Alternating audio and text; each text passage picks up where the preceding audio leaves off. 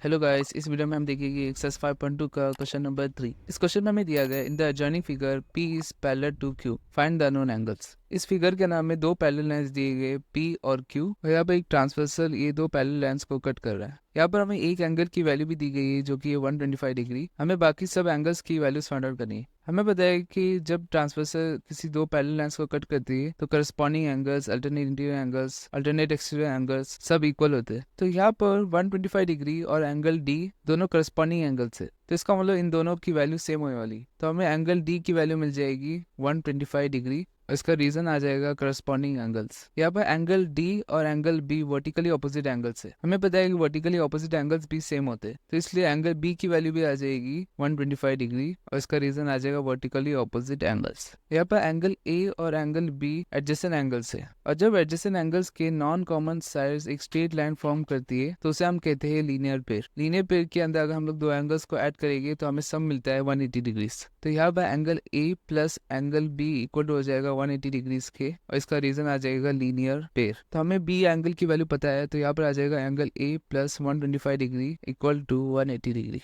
तो यहाँ पर 125 को राइट साइड में शिफ्ट कर देंगे तो हमारे पास आ जाएगा angle A equal to 180 minus 125। तो यहाँ पे एंगल A की वैल्यू आ जाएगी 55 डिग्रीज। यहाँ पर एंगल A और एंगल C भी वर्टिकली ऑपोजिट एंगल्स है, तो इसलिए एंगल C की वैल्यू आ जाएगी 55 डिग्रीज।